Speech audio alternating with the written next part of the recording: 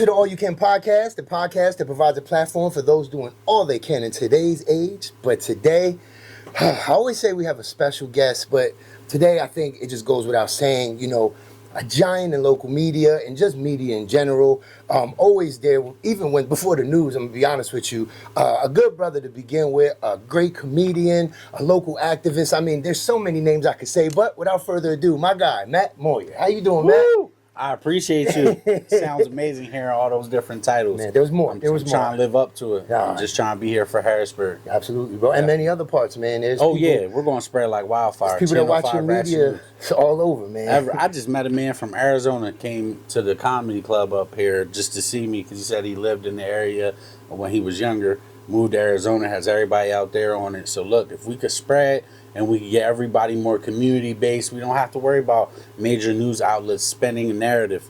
We can report it for ourselves. Control our own narrative. It's so important, Correct. man. Well, there should be no narrative. Right. It should be the truth. Exactly. Just the truth. Yeah, it's no point. All right, so let's go to icebreaker. Being a comedian, who's your favorite comedian? My favorite comedian.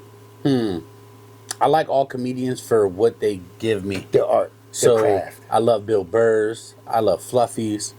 I love Kevin Hart's. I love Mike Epps. Big fan of Bruce. I loved all the bigger guys with confidence. DL Hughley, which I actually got to open up for. Thank God to be able to have that opportunity. How was that? It was amazing. I want to give a shout out to Chris Handles because he was the one who aligned that for me. So within the first 2 years of doing comedy, I was able to open up for DL Hughley and Bill Bellamy. That was one of my how to be a player. Bill Bellamy was one of my favorites too. So I got to open up for Bill Bellamy too as well. So it was just amazing. I'm just along for the ride, enjoying the journey. What about some of the OGs, the Bill Cosbys, the Red Foxes? Do you still listen to them? Richard Pryor. Rich Pryor, okay. But the reason why is because he was multifaceted. A lot of people don't know that Richard Pryor was a singer too as well. Absolutely, yeah. He was one heck of a singer, and he could get awards for it. That man could sing. Eddie was a singer. Yes, he was. But I think what that speaks to is that we are not put in a box. Anybody who could translate their pain or their story into comedy, into laughs, you can't put them in a box. We could be what we put our mind to. That's huge. And to be able to articulate it through comedy and not be judged for it. Right. Just take it for the joke. Sometimes it's too sensitive now, and you got a lot of comedians that are great, and they leave the art for whatever reason. Like they feel like they'll be canceled if they say the wrong thing, or for real. You know. Yeah, it's definitely still on. You saw me look down at the mic. I saw that thing go black. But question: where are you originally from? I'm originally from Harrisburg, Pennsylvania, born and raised. Okay. What part of the city were you? My family was from Uptown, Jefferson Street. Okay. And then we moved to Sylvan Terrace, and then we lived on Sylvan Terrace for a few, and then after that, I lived out in Central Dauphin East area. What school? What schools did you go to? Oh, I went to East. Oh, I went to Ben Franklin. Got you. Then I went to Southside. I went to East, so I'm from Central Dauphin East area. Okay. Yeah, most definitely. All my family is from Harrisburg, though. My rooting is from Harrisburg. I'm born and raised from Harrisburg, so it is what it is. And then, so when you went to Hamilton, what grade up to what? I went to Benjamin Franklin. Ben Franklin, okay. I went to Ben Franklin to about, to be honest, like kindergarten. Oh, wow. Yeah, wow. I was young. What was your favorite subject in school, Matt? My favorite subject in school, I loved them all. I was very educated. Yeah. I love education. Even where from social studies to mathematics to anything. You put me in front of anything, as long as it intrigues me, I'm going to do it. Yeah. Even down to home ec, like I'm gonna chef something up. I'm gonna try to be the best chef I can be. Let me find out. What's your favorite thing to cook? Let me find out. My favorite thing to cook? Yeah. It's called Marry Me Chicken. It's a recipe. You should check it out. I don't know if my chicken's good enough to get married because I ain't married yet, but it's good. It's called Marry Me Chicken. Marry Me Chicken. I gotta look that up, man. So what's your early origins with comedy? My early origins with comedy, I have old school videotapes of me when I was like 5 years old on a microphone trying to tell jokes at a talent show at Miss Green. Shout out to everybody who went to Miss Green's on State Street. We're talking about like Malcolm Mays, Brandon Ware. We got so many great people. Maison was in there with you. Yes, I have an old school picture of me and Maison as young boys. We just pulled up on Maison together. at the light. Yo, The dude who, when we was on 13th Street, the car was there. It was like, "Oh, you gotta get you." yeah. So yeah, Shout like out to Maze, yo. so some great people, like some great people in this city is who That's I've so crazy raised how up life around. works like that, Yeah, it's man. full circle. And then you go back and you look at a picture and you're like, no, that ain't Nazon sitting there right there. We both straddling this little horsey. What is going on? And then as you get older, you see both being successful. Or Yeah, four or almost five definitely. Of y'all being successful. All It's you just- wish is that you see success on people because there's so much that we all go through on a day-to-day basis. Our lives can change and the trajectory of our life could change in a split second. Yeah. So like just being able to see somebody for even a couple minutes, be able to talk, make sure their health is well, their family's well, make sure that they're just mentally okay. That means everything to me. I agree, man. And sometimes you just never know what someone's going to turn out to be, right? So I Right. just believe in treating everyone equally. Like Right. you treat the janitor the same way you treat the multimillionaire on the top floor, right? But some For sure. people, they want to push people aside because they feel I can't get nothing out of you. For sure.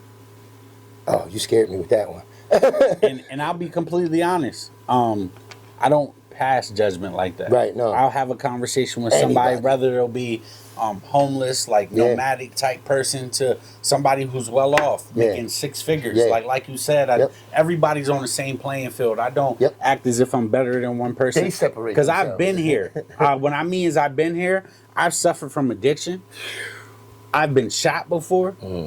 I have gone through the ringer in life, not finding myself, not being focused, wasting time of my life, my valuable life, not knowing that my gift of giving people laughter actually could generate income. Like, I've been here. I've been that lost young man who didn't know where he was going to get his next dollar, so he was thinking about taking it out of another person's pocket. Right. Let's be honest. That feeling. Nobody's perfect. Nobody is perfect. And we're all from the same area. And we cannot act as if anybody's extremely rich around here. There's 249 millionaires and, 189 millionaires in Dauphin County. And a lot of them don't reside within Harrisburg city limits. Right. Right. Let's be completely honest. Right. So, Right. like, we all have dealt with hard times, lack of money, lack of Homelessness, resources, all of that, yeah. homelessness. We have Absolutely. dealt with it. We Absolutely. have all dealt with it. Even the ones who are just right outside the city. They mom is just barely making it so that she could put food on the table, just so that she could live just a tad bit better than you. What did you go to when you were in that spot to keep going? Like, what did you use for momentum? My mother has always been my motivation. I know that that's the answer that a lot of men use, But it's good. a little bit about my life. When I was 12 years old, I was hit by a truck, and my life went from being a regular kid living life to being handicapped for 2 years. I was in a wheelchair for 2 years. Like All a of my semi? junior... Like a semi? A big boy? No, it was actually a Ford F-350. I'll Got never you. forget, red in color. The man Got never you. got out the car after he hit me either. I thought it was very skeptical. But at that time, you know what I mean, I'm just glad to have life and be able to walk and move. So to be, a lot of things aren't as big of an issue as the next person it would be, because I know that through trials and tribulations comes triumph. You know what I mean? I always had to learn how to stay down so I got back up. So did you have to like go through the motion of learning how to walk again? Oh my goodness, 3 times in my life. Let's be honest. So I got hit by a truck when I was 12. When I was 21, I was shot, and it was actually about, I say, a quarter inch away from the artery that bleeds out in 5 minutes if you don't get That to a vein, hospital. yeah. So I dealt with a lot of blood clots. So in turn, I had to deal with that. I had walking issues then. Then at 28, I was diagnosed with multiple sclerosis, and it took away my speech and my walking. That's when I lived in Ocean City, Maryland. You asked me, where was I raised? I was born and raised in Harrisburg, but I had a stint in my life where I lived in Ocean City, Maryland for about 4 years. Gotcha. I was a night auditor on 33rd Street at a hotel, and I just was living the beach life. I was been a fan of water. I'm a dolphin, so Wow. You can swim? yeah. I love to get busy? swim. I get busy. You ask anybody, I love to swim. That's one thing. Backstroke, all that. that. You get all that. You get all that. From But this is a side of Matt that I'm pretty sure a lot didn't know. You Oh, know, yeah, a lot of people didn't don't know this. A lot of You know what I mean? people don't. But it means a lot because, like you said, Mom Duke, she was, even though I was in placement for my juvenile life, she was always that go-to. She was, Right. Although she wasn't that consistent, she was the most consistent thing in my Right, life. right. You know, and anytime I needed that structure, I just wanted to feel love. At least I knew Mom would make that pizza I liked Yeah. or whatever. But when she passed, bro, to your point, I was homeless and graduated high school. Slept in 89 Wow. Nissan Maxima. Miss Kimber saved my life. So it's, you just Wow. never know what people going through. You know, you just never exactly, know. exactly. You never know somebody else's, and you don't know the ins and outs of their health. People walk around every day broken, bodies feel like they're on fire. Like going through autoimmune diseases. I understand that. That's why I try to have patience with most people. I speak with decorum. Even when you're angry at me, I don't return that. There's no reason for me to give or push off the same energy that you're giving back to me.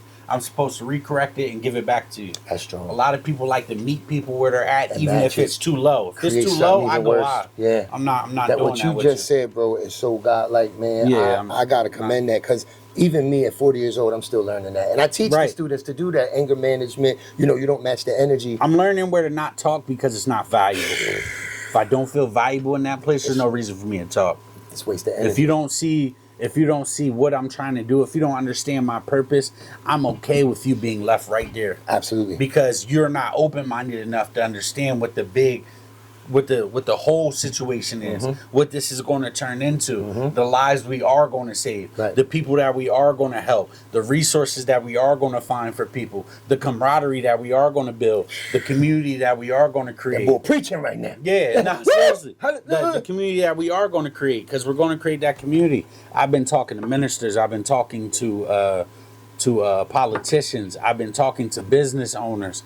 I've been getting to the people that actually care about our city and want to clean it up and want to make sure that everybody gets make sure that everybody gets resources available to them no matter what area they live in. Things like All You Can, like the things that you do for kids. I'm starting to align with more organizations that deal with kids. Even though I don't have any, I understand what it's like to be a kid who faces peer pressure. I truly do.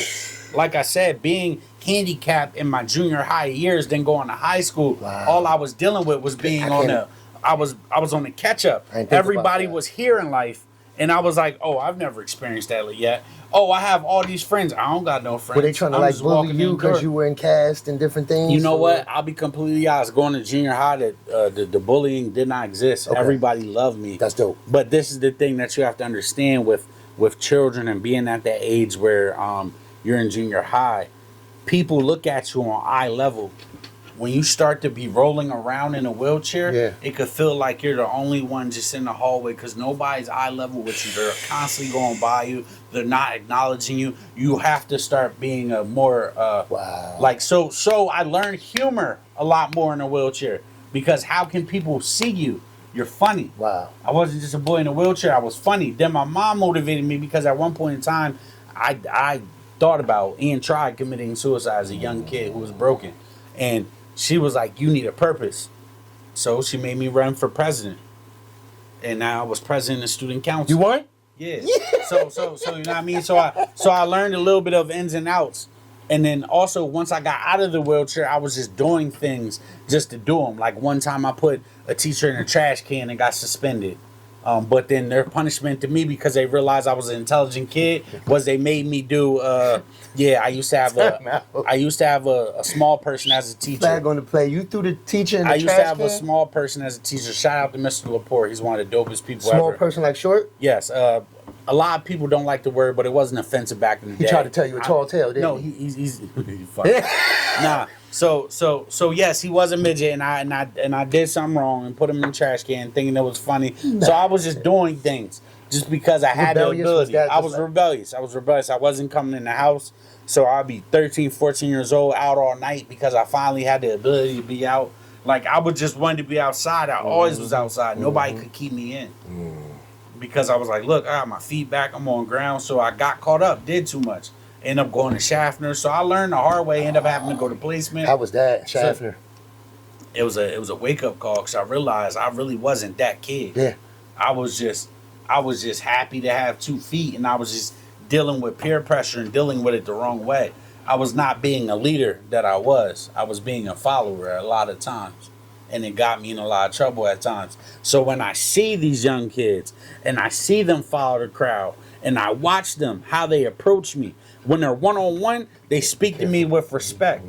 Oh, yeah, sorry. They talk to me with respect when I'm speaking with them one-on-one. Right. Let them get around a group of kids. Now it feels like you have to appease the masses. So then they change how their interpretation of me. Now it's, look at this news bull. Look at him. One time it's over 18, 19, going, look at this cop. Cop never be. My granddad did 36 years in jail. I was alive for 15 of them. He had life. I had to watch a man deteriorate from gangrene to losing a leg, losing feet, losing limbs, and I promised him I would never go to jail, and I actually broke that promise. I went to jail. Because Schaffner's something no one talks about. Yeah, well, I've actually went to regular jail too, bro. I all have a story. Yeah, but you hear those stories. You hear them. Yeah. Like the kids think Schaffner's a game. Like no. Back then it was not a game at all. Like they willing to do whatever, and they don't realize some of these acts. And they treat you like a grown man once you get there. Right. At that point in time, they treat you like a grown man. You don't get no extra perks, none of that. It was only certain people. Like shout out to Miss Lori Strobel. She saw something in me even back then. Was she a counselor? She was at the time. She worked at Schaffner. When I was there. Like a CO. Yeah, she used to always give me extra milk. So big boy needs extra milk. Nah, but for real. Nah, but shout out to Miss Strobel. She and I ended up going to the same school as her, college-wise. She went to Shippensburg. So she didn't realize how much of a motivation, like just through conversation. Shout out to Miss Strobel, man. Yeah. So let's lighten it up a bit. It's getting close to Halloween time. Freddie or Jason? Freddie or Jason. So I'll be honest, I'm not a big so I was raised in a Christian family where I couldn't even like go outside to celebrate Halloween while the kids did because I celebrated in church. But from what you know of them, so from what I seen of them, I'm gonna have to say Freddie. I'm gonna say Freddie. He did put him down. Yeah, and I think it was just the aesthetic of it. It made it scarier. So in your household, they really. I know a lot of households that just they ain't playing Halloween. They ain't doing the Halloween. Nah, my mom didn't do that for real. Yeah, you won't see no pumpkin on our porch. Our light won't be on to give out no candy. Gotcha. Now, as I got older, and because I'm like a personality, I personally used to always like put some candy out for kids at my residence or a pumpkin. And I now jokingly participate in events and things like that because I see the camaraderie side of it. I don't see. That's what I was going to ask. You know what I mean? Yep. I see the community coming together to do like trick or trunks and things of that nature. So it's cool to me. Because I was going to ask for families that are heavily religious. I do see why Halloween and certain other, routines would seem a bit, it's the stigma behind them. Gothic or a little devilish. But if we're community leaders and we're doing it just to give families something to do, just to keep a kid off the street, we'll have a Halloween costume party. Is that kind of? I don't see it showing that. Me myself, I don't see it showing that. Like I said, a lot more people are strict. Oh yeah, absolutely. Are a lot more strict about what people partake in. Absolutely. Like it depends on your religion. I respect everybody's religion. And where did your passion for media originally come from? I'll be completely honest. There wasn't necessarily a passion there. The world got shut down. When it was shutting down, that's when I just started getting into comedy. So I was like, I don't know what to do. I was like, wow, I just got rehabilitated from MS. I just moved back to Harrisburg. I just started the comedy journey. Like, I want to be a comedian. How do I do this? So obviously I had to work and try to keep doing comedy to try to eventually get booked for shows and things of that nature. And it took for me to lose my job during COVID. It took for me to pray, for me to manifest, for me to meditate. And I asked God and I wrote down for me to do something that would change the community around me, but that I've never seen anybody do. So then I started taking steps towards it. I went to improv theater school. Shout out to Harrisburg Improv Theater School. Okay. I attended them a few times. So I learned how to be a witty person. So I added sad comedy. I knew I was funny, but I wanted to have a sense of direction to it. Like in my skit funny, in my stage funny, I wanted to be funny all the way around. I wanted to be full circle. There's something you couldn't tell me I couldn't do. Yeah. Like if you want me to just improv, like walking through your front door or anything, like I'll be able to do it. So then I was randomly on the block. I was on 19th and Bose, and my condolences to the family who lost that man at that time. But I did a parody, not knowing that was the corner van. Because I was going for so many years, I didn't know. So I did a parody video. And in that parody video, I guess the story aligned so much what actually happened. I had so much pushback on a lot of different sides. So I didn't want to be that person that put anything out in the media that portrayed anybody wrong. And I felt so horrible that I made a statement that, you know what, if I could jokingly act like I'm being a news reporter, and I see there's so much gap in community policing. I see that the news doesn't report until they get a narrative from the police, that there's a gap there that I could fill. So I said, maybe this was what I was waiting for. Maybe this is what I could grow. Wow. So I grew it. Around that time too, I was dealing with some legal issues with a cop. I was in Pembroke, and I parked my car, fell asleep in the car park, and I woke up to a cop knocking on my door, forcing me to open it. Officer Tripp pulled me out that thing, knees on back, all that stuff. So like, I came home from Ocean City, Maryland, to coming right back to Harrisburg, dealing with some BS, full-time work, but then getting dragged out the car because she was tired from work. Yeah, so you was in the car sleeping. Yeah, so that was one of the issues that actually led me to also wanting to do Channel 5. So like, it was a combination of a lot happening, and I was like, okay, so you've understood police brutality, you've been on the other side of the coin, you've dealt with street issues like being shot, you've been through major life accidents, you've been through major life things that change the trajectory of your life, you understand all these people. What can you do? You can become the center of it, so that we could give a better news report. So the 5, we're the center of it.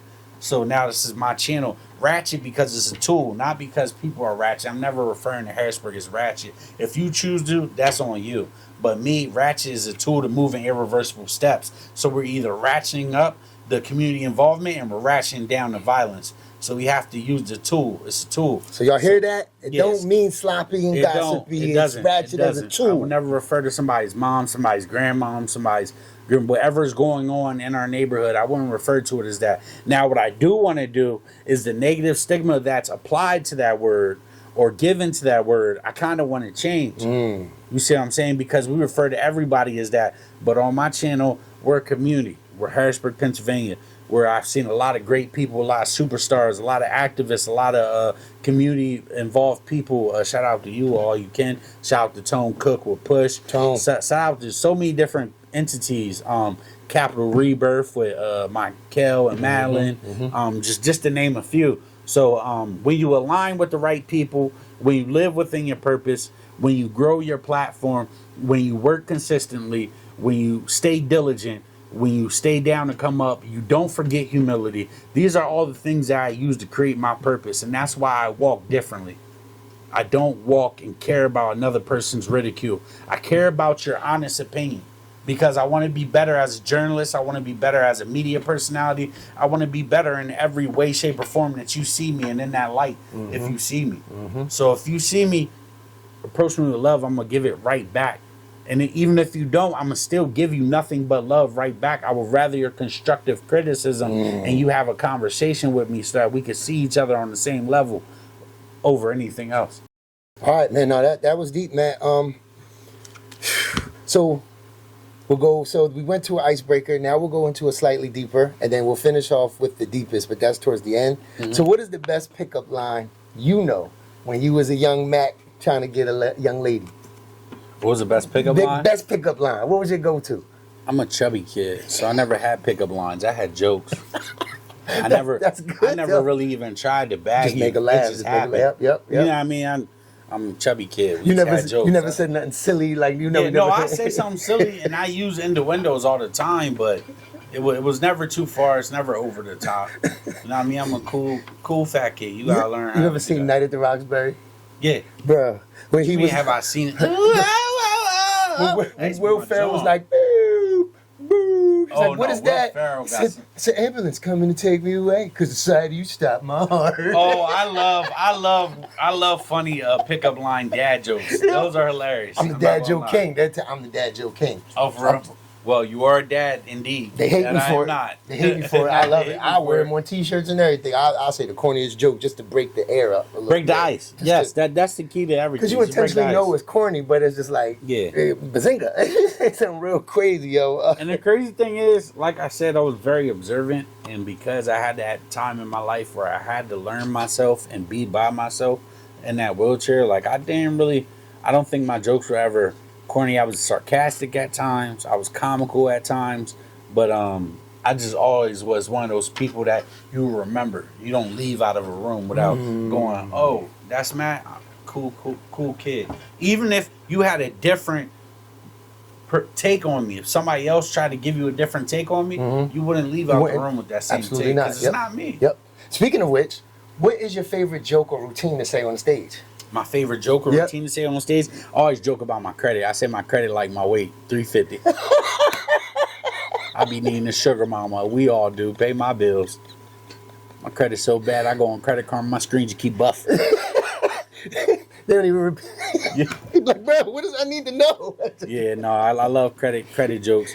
Or I joke about my real dad a lot too. I do a lot of real life experiences, and then I take storytelling and I trim the fat. Basically, I find a punchline somewhere in the joke, and I just keep going and flowing with it.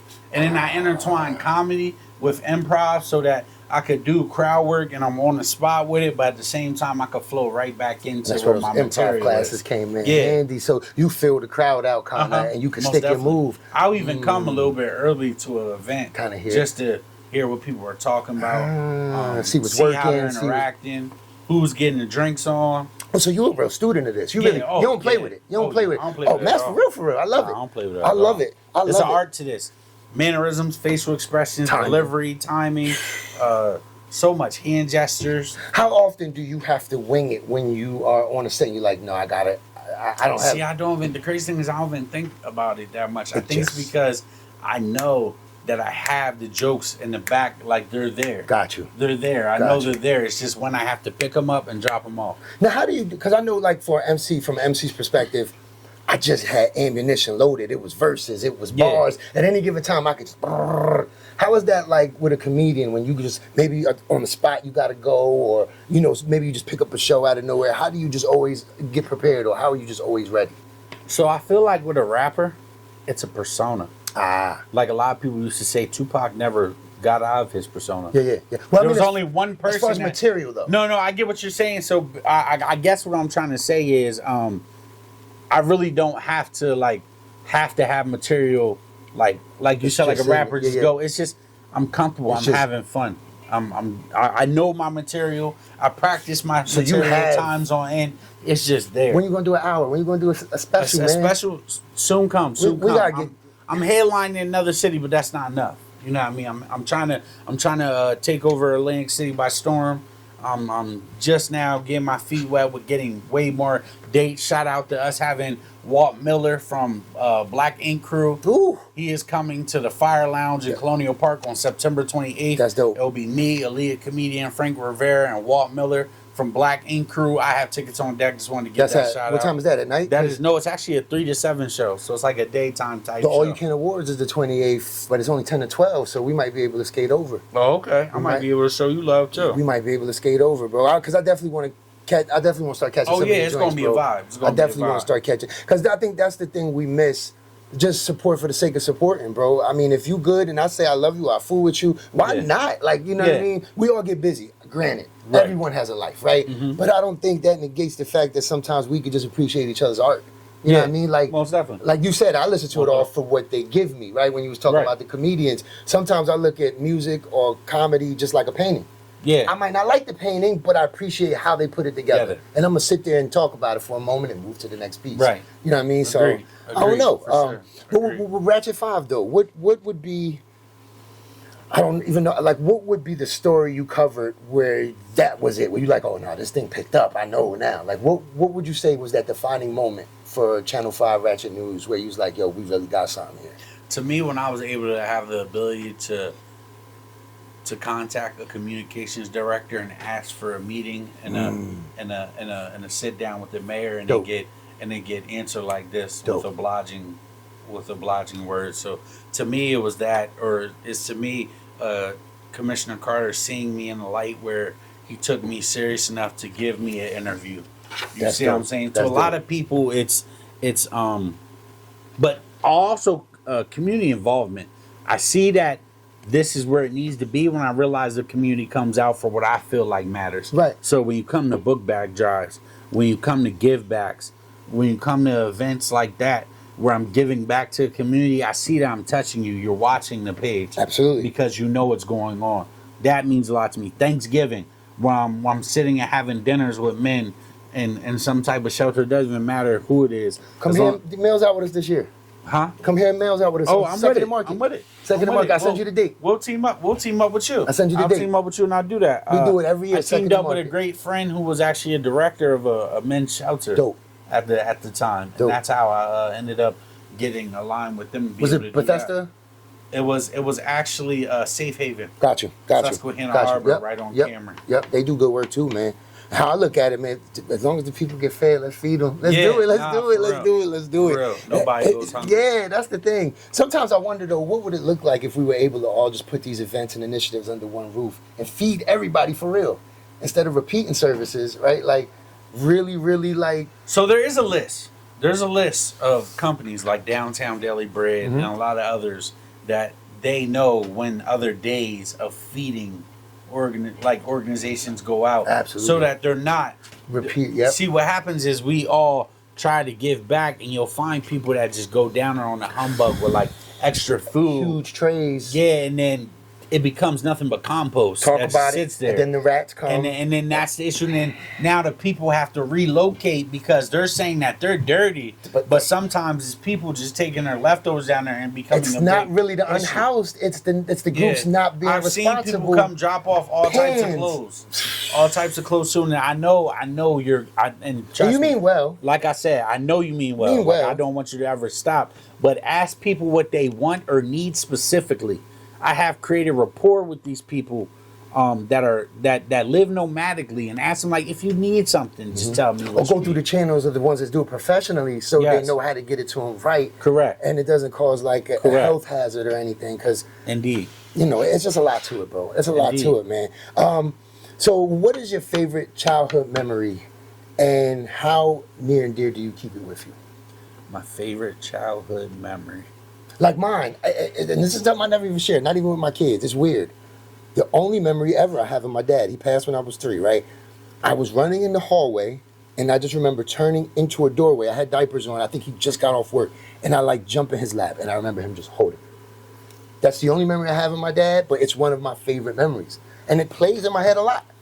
Like when I'm going through something, I just see myself as little baby Rod just running this hall and just... You want to know something interesting? So another thing that I do, I'm a full-time student at Shippensburg University. I went back to finish my psychology degree. My daughter's in school. And what I did learn is that every time you tell that story, you're remembering it from the last time you told it. So that could have changed. That memory could have changed a long time ago but that's how you see it right now. So it still keep your memory.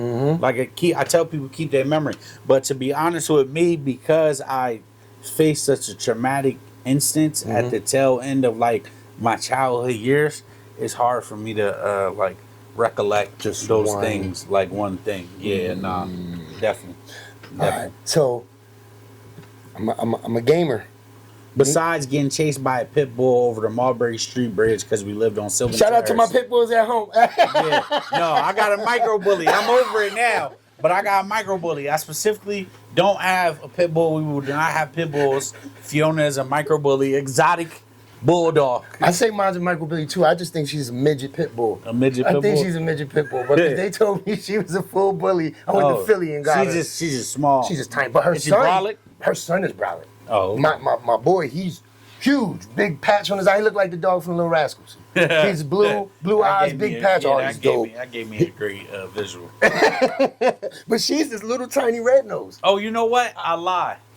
One of the greatest memories that I had from my childhood, I used to always love copying movies. Like I was good at it. Like saying my scenes? Mom, my sister, and I used to always watch movies at night when my mom could, because she worked like a soldier. I'm talking about always had a side hustle, clean buildings, sold insurance, worked full time at the state. So when she did get those moments, she just wanted to do something very no thinking, just let's do something together. It's important. No thinking. I mean? Like no thinking, let's just go. We used to, and then on top of that, her being so busy, we used to also have to see her father every weekend in Graterford. Like I told you, my granddad was incarcerated. So like it would be just us watching a movie. So we're watching I want to say Money Talks, and it's the scene where Chris Tucker is talking to the white guy, and I repeated the whole What's scene. The scene? I'm trying to think. I really forget now. I forget now the exact words, but if I seen it, I'll be able to say it verbatim. But I made my mom dang near piss her pants. She had you got on my suit? Huh? You said I look better than you in your I suit? looked it could have been. But Money Talks used to be that movie when I was a kid that I really shouldn't have watched. Honestly, her and my sister were up watching it, and I just snuck and they let me stay. And I just kept repeating. So I love comedy. So you Victor Moans and get the hey, it could have been that. I think the wedding speech. I think it's me doing the wedding speech. You my thirst? Is that Luther Vandross? He said, Barry White. Yo, I'm the same way with the kids, bro. Like, and that's like our thing. Yeah. We will watch movies and like verbatim. I'm just so weird. That's so crazy. We got that in common, bro. Because I will sit and just repeat a movie for no reason. I'm the worst. I was watching Mario with my little cousin. Mario, Luigi, and Donkey Kong 2. 1,000 Koopa Troopas couldn't keep me from you. No, but that track is dope. That soundtrack is crazy. Jack Black is crazy. Jack Black's hilarious. Bro, so like I said, I like comedy for what people could give. Yeah. You know, I don't have really any favorites. Yeah. It's just at the moment, if I'm tuned in and I like it, I'm there. Like, because Dave Chappelle has given me experience. Cat Williams has given me experience. Eddie Griffin has given me experience. Tony Roberts has given me experience. Chris Rock, his brother's hilarious too. Tony's hilarious too. Tony Rock's hilarious. He hosted the Apollo for a while too. I know. Yeah, he did his I have thing. a friend, shout out to Alan Massenberg, who has the #1 comedy special on Apple right now. And he is actually going to the Apollo in October. I want to say October 5th. He's performing in Apollo. So we're doing big things. Shout out to all my fellow comedians too as well. Like I said, I got a show September 28th at Fire Lounge in Colonial Park with Aaliyah comedian Frank Rivera and Walt Miller from Black Ink Crew. October 25th. October 5th. I will be in Coatesville with Aaliyah comedian. So we're just out here working. Going out Coatesville. Yeah. And I was just in Atlantic City. I headlined and also did another show in Atlantic City last weekend. So we're just working. Well, if you want to do something for the farm show for Christmas, bro, I got you. You let me know. Okay. You let me know. Last year we had 5,000 in attendance, man. It was beautiful. That's dope. And the students ran it. Bro, they were getting picked up from the office like 2 a.m. They worked so hard. I'm so proud of them, bro. And they gave out every gift to like 2,500. Even if I don't, I'm going to come show up. It was beautiful, man. I'm so proud of them, bro. Dope. That's that leadership trait in them.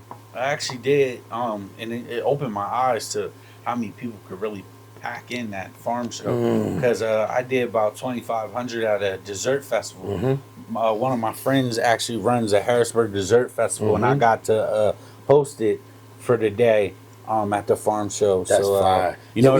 We had Optimus Prime, the actual officially licensed one from Mattel, bro. We had Bumblebee, horseback rides. It was fun, bro. It was fun. That bro. dessert festival was fun too, so I can only imagine. It was like mad different dessert vendors. Yeah, vendors and stuff. Yeah. You still got their connects, like all the different vendors and stuff? I could hit her up. I could definitely try to refer. Yeah, that would be easy. That ain't nothing but a post. We could take care of that. Love to have them out. Because that's the goal too. We don't even charge for vendors for the farm show because I know a lot of black and brown businesses don't get that opportunity for whatever reason. So we make sure we reach out to MBE, WBE businesses first and foremost. Okay. And we give free vendors for the Christmas program. Okay. You can come set up, do your thing, and really shine for that event. Okay. For the thousands that's coming in. You know, that's one thing we want to do, and That's we always dope. do. Yeah, bro. We started for 14th and Market, giving out toys from the trunk. And he was a baby, and they was babies. And I would tell him one day, bro, if we just keep up God's work, we'll be at the farm show doing this for the 11th annual. You spoke in existence.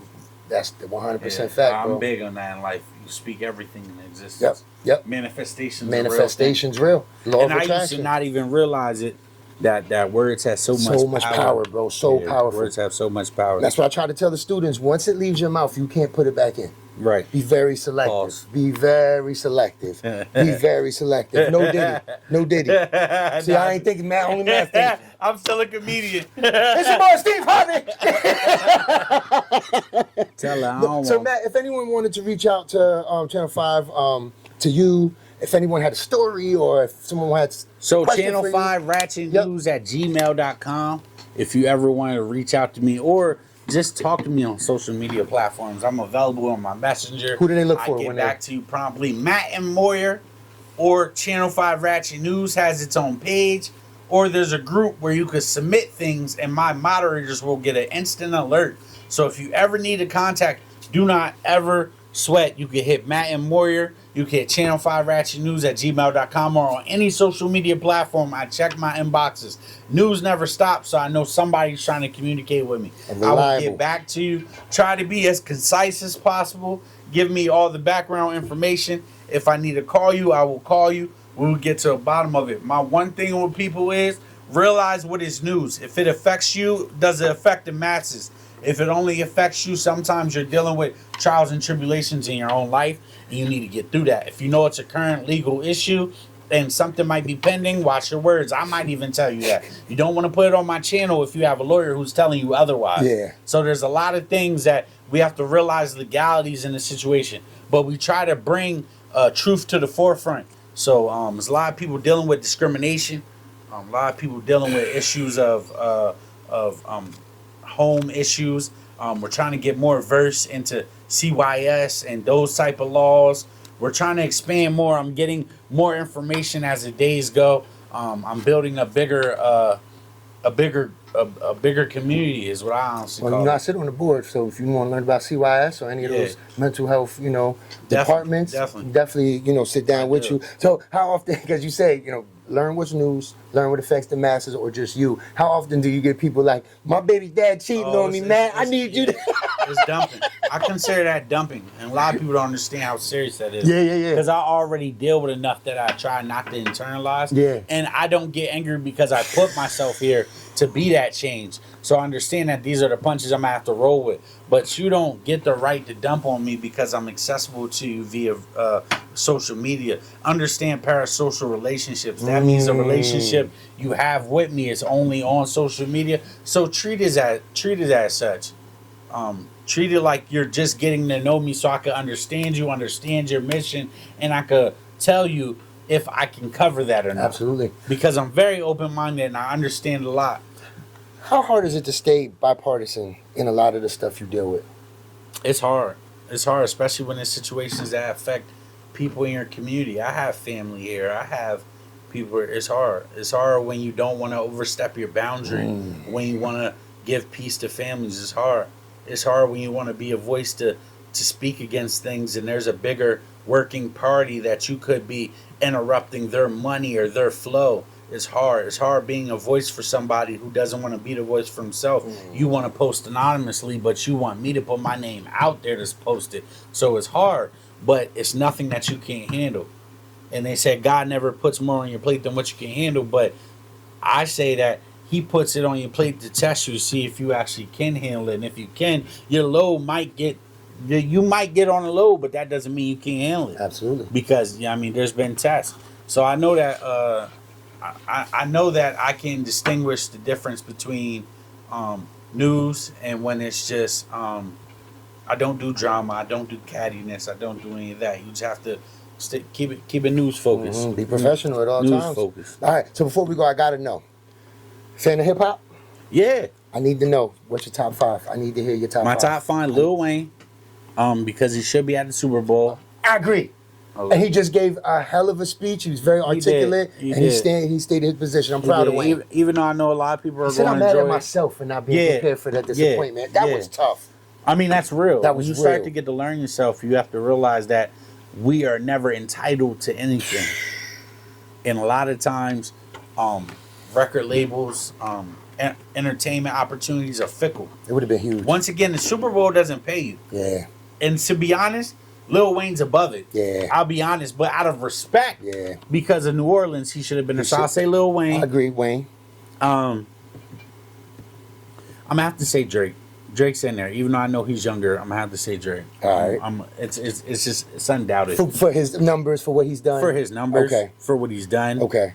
For being able to withstand a decade. Yeah. He got some being tunes. on top. For him to put so many people's #1 records. That's why they got Grammys. Yeah. Like to have such an influence. I can't argue.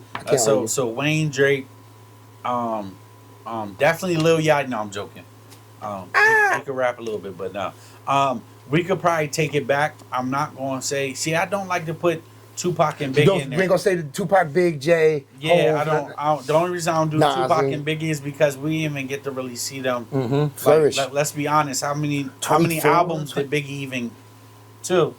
Yeah, so it's like we didn't even get to see them flourish. You count the double album because Life After Death was done 3, but 2 really. Yeah, like we didn't even get to see the peak of them. He was young. We didn't get to see the peak of them. He was young. So if I'm talking about longevity of career, so I was a huge Outkast and Goody Mob.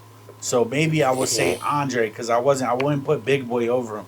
So I have to put maybe Andre 3000. Yeah, I might. Or you have can to say put, Outkast as a group. I might have to put 3 Stacks in there, but I might just have to say 3 Stacks. I'm gonna say Andre. So far we got Wayne, Drake, Andre. I was a huge Jadakiss fan. My 5 is going to piss people off. My 5 is going to piss people off because it's what I can remember. You know what I mean? It was an honor, bro. I've done like 70 shows with them, bro. They're really good guys, bro. Whoever said the birds flew south for the winter's a damn lie. I got it right here, and if they like it, the grand tide, take it or leave it. As soon as the fiend tastes they need it, make them smoke it right in front of you to make you believe it. Probably think I won't murder you the way I smile, but I'm gonna take a lot of shots. AI style, they said Jada, the name is filthy, but so what? The motherfucking game is filthy. You know what? My mom and my pops really did a good job, but it was the Montega and the Kane that built me. What? Could never hate on another brother. God is great, the devil is the mother. But when you broke, but you think you got money, crackers start showing you love, your own people act funny, I tear niggas' heads off. I don't discriminate, waves, corn, rolls, dreads, I will eliminate. That Jadakiss is crazy. Is that 4? That's 4. I gotta say Jada at 4. 5. Ooh, this is hard, because nobody even asked me. I don't think I've ever been asked this question. I don't know what I'll put at my 5th. Who would you put in your 5? I think it changes for real day to day. It does. Right now, if I had to say, honestly, it'd be Styles P, Kanye, Lupe Fiasco, Cannabis, and this is just me shooting, Nas. But if I couldn't put Nas in there... I didn't even think about Nas. If I couldn't put Nas in there because he's a legend... See, but they all legends, and the reason why I said no Tupac and Biggie is because I feel like we don't have enough material from them. Don't mean that they're not great, but in my top 5, it's people that I could consistently listen to. Too, so that's like yeah. So I'm gonna stay with Wayne, 3 Stacks, Drake. Yeah, Wayne would probably be that 5th spot for me. Anybody's lying if they say that Jadakiss is not in. Yo, Wayne is just, bro. Faded up that cushion, I'm gone. Only 2 years old when daddy used to He was just a different time. Looking like my grandma, bro. He took anybody's song, remixed it, and nobody remembered the original version. Like Wayne at his peak. Like it was crazy. It was 1 year. I don't know. I might have to put Jay in there, bro. Like even if we're talking about Hov, if we're talking top 5, things I would listen to, things that probably would have motivated me. The way he spit, his cadence, you know what I mean? You know a trick I found? Double entendres. To introduce the kids to all of this. So every morning when I take them to school, I go with a different theme. Mm-hmm. So I might go with like the greats one morning. I might go with like reggaeton one morning. I might go with reggae one morning. I might go all big. Might go with all like R&B. Might go all Motown one morning. So it's by the time the school year is over, or by the time they're 19, they got a good wide diaspora of just music. Mm-hmm. But they pretty well rounded, man. That's dope, man. Were you planning on having any bucks soon, or? That's just in the cards for God. I'm a fur baby daddy. Huh? Wait, hold on. I got a dog. All right. I got a girl, so I'm a fur baby daddy. All right. Oh, dude, just one dog? Yeah. No other pets? Nah. How old is the dog? Well, the pit. She's 6. Mini bully? Yeah. Healthy? She's a mama. Eat a lot? Yeah. You already had a litter with her? Yeah, she's already had a litter. We have her I gotta daughter see some too. pictures. I gotta see some pictures. Yeah, oh man. no, she's dope as I'll show you. Yeah, man. But is there anything you want to leave off? You already gave your contacts. Just anything you got coming up? I know you named some of the shows. If you want to remind them where you'll be at September, October before we head out. September 28th at Fire Lounge with Leah Comedian. Get your tickets. We got tickets on hand. All you gotta do is hit me up. Like I said, hit me on any social media. I'll pull up on you. I got shirts for sale too as well. Hit me up if you need a shirt. Channel 5 Ratchet News. To be honest, all I want you to take away from this is nobody is one thing. Don't try to put people in a box. Don't be rude to one another because we're all going through trials and tribulations and you never know what another person is not wearing on their face but that they are currently going through. Stay attentive and keep your head on a swivel everywhere you are. Do not always take things for face value because sometimes somebody could be feeding you malarkey with ill intentions. Watch who your messengers are. Try to strive to be a better person. And every day, wake up trying to fulfill a purpose. My name is Matt Moyer with Channel 5 Ratchet News, and I appreciate you for inviting me. Matt, listen, man, this has been a pleasure. I appreciate the story. I appreciate the history. And I appreciate you diving deep on, like, just how you do things and operate in business. I think it was important for them to know, especially breaking down the real meaning behind Ratchet. Mm-hmm. You know, Ratchet, Channel 5 Ratchet News. It's not the sloppy, arrogant. It's actually the tool. Either we ratcheting up Oh, we ratcheting down, man. So, it's the All You Can podcast from me and mine to you and yours. Are you doing all you can today? Peace.